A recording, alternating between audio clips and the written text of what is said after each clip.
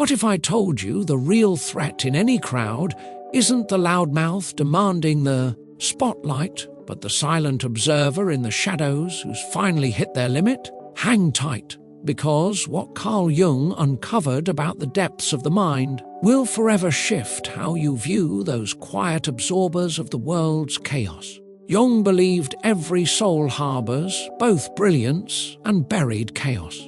And nothing illustrates that raw duality like the overlooked sensitive soul. Folks often confuse deep feeling for fragility. But Jung's explorations unearthed something way more intricate, and honestly, a bit unnerving. Here's the truth most miss about these emotional sponges. By the time we're done, you'll never dismiss one lightly again. Jung mapped the mind across layers, the face we show the world, that polished exterior, often veiling our raw core. So what unfolds when a person wired for profound emotional insight drops that facade? What Jung revealed about our hidden undercurrents? It'll rattle you. These souls dwell in Jung's realm of clashing forces. They absorb it all with piercing clarity, yet master the art of restraint. They pierce illusions effortlessly, yet root for humanity's hidden sparks. That's not blind trust. It's Jung's transcendent bridge, the skill to cradle conflicting realities in one steady grip. But now the edge sharpens, and here's why the self-absorbed should quake. Jung noted that the most balanced minds are those who've stared down their inner turmoil and risen unified. These feelers, scarred by endless letdowns and twists, dive into that unification sooner, fiercer than the rest. They don't just glimpse the glow, they've waded through the void, dragged there unwillingly. The ego-driven type spots their kindness and commits a deadly blunder. They assume it's a soft target, easy to steer. Yet Jung saw that heart-led paths often anchor the sturdiest inner structures. Why? Survival demands it. They've built them brick by brutal brick. Pay close attention, because right here, the dynamic flips hard. In Jung's map of self-discovery, every journey demands a reckoning with one's true essence. For many, it's a slow crawl, if it happens at all. But for those feelers crushed by deceit, it surges like wildfire.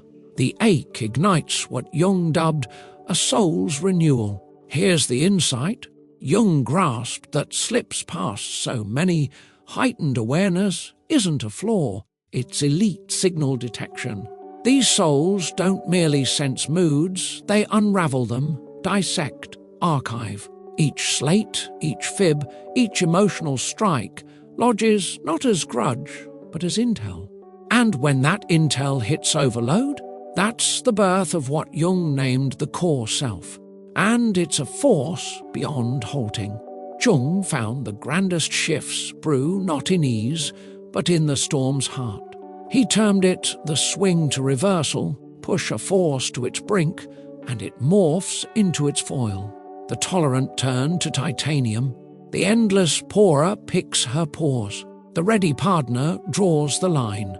This isn't hardening to ice or spite.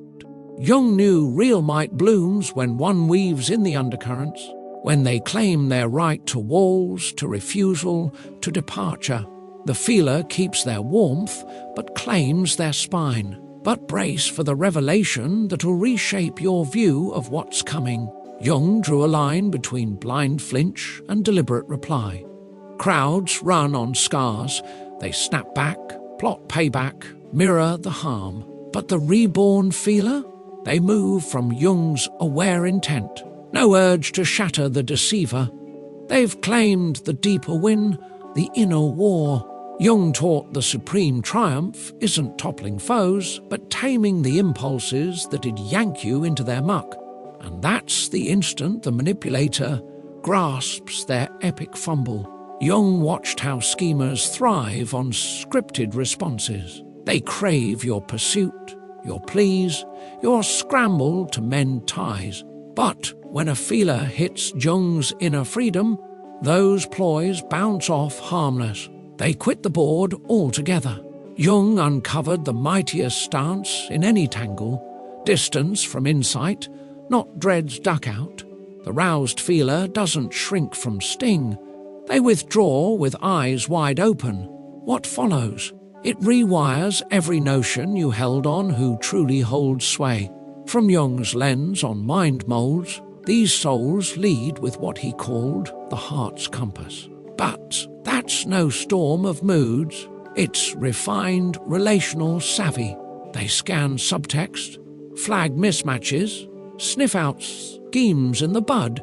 But the curve Jung spotted? When that savvy merges with battle-won smarts, it forges the unforeseen. The feeler quits flinching, starts plotting.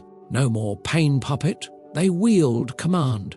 And the shift that trails? Jung had a phrase for it, and it's a total paradigm shatter. Jung labelled it the bridging force. Gripping strain sans shatter, truth sans toxin, reply over reflex. The feeler tempered in deceit's blaze hones this bridge to heights few scale. They hit what Jung deemed unified, self-contained, seamless. Cravings for outside nods fade, they trust their reeds without chorus. Reliance on the unworthy vanished. They cut ties with the shallow. But here's the chill inducer. Jung spotlighted a mirror of the mind. Feelers echo back what's cast their way. But after waves of wrong, the echo evolves. They cease absorbing, begin unveiling. They cut through the gloss, the strings, the hollow regrets. They track the cycles with surgical sight. And rather than swallow the mess, they beam it back. Not vengeful, but vivid. And vividness, Jung learned, shreds illusion like no blade. The next wave, what Jung called the surge of the stifled, and it upends all. Jung grasped that bottling one's true force, too long sparks, not frenzy, but laser focus. The accommodating, the insightful, the enduring, they solidify. No more debates, they decree. No justifications, they execute. No mending the irreparable, they extract themselves clean. This isn't harsh, it's Jung's unification alive. And now the mind science turns riveting. Jung held the undercurrents cradle not mere flaws, but untapped might. For feelers that often hides their skill at limits, at denial, at exit. Deceit compels them to fuse it in, to seize these sideline strengths. Jung saw this fusion doesn't dull their care, it sharpens their aim. They don't quit giving, they target wisely. They see their depth as treasure, not trash to toss. What rises? What Jung named the unified core. And it's a juggernaut. Jung warned the fiercest souls aren't wound warriors, but those who've alchemized scars to sight. The roused feeler lives this ideal. They've plumbed cruelty's nadir and surfaced, not cracked, but clarified. They map deceit from endurance. They unmask mind games from evasion. They flag energy thieves from depletion. This isn't suspicion, it's Jung's forged insight. And here's the pivot, where the world tilts forever. In Jung's arc of inner growth, a threshold arrives. Cease hunting wholeness outside, claim it core deep. For the stung feeler, it's freedom fused with uprising. No more worth pitches to skeptics, no boundary briefs, no sorries for their space. They seize Jung's inner rule, total reign over their feel realm. But the capstones shift. This one's what Jung termed the homecoming to essence, and it's sheer wonder. Jung unearthed that peak power isn't stripped of sense, it's sense honed by know-how. The peak feeler owns this riddle flawless. They dive deep, but gift guarded. They grasp full, but step guarded. They release vast, but recall sharp. Jung held the seamless souls, clutched their glow and grit in awake balance. The evolved feeler masters, gentle to the worthy, steel to the needing. They've nailed what Jung called fitting reply. And here's the seal that renders them invincible. Jung charted the pinnacle growth as freedom from others' fill. The roused feeler claims this not in solitude, but synthesis. They unify not by walling the world, but curating their corner. No more hauling sinkers who savour the sink. No pursuit of perennials who bolt.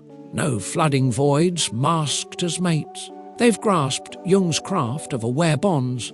Link only where honour flows both ways.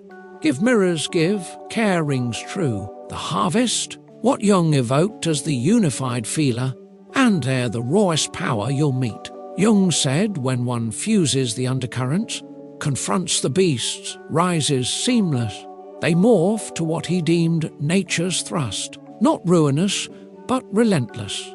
Not pushy, but pure resolve. The full-risen feeler skips vendetta. They've soared past its pull. No proof quests. They hold their shine close. No solo dread.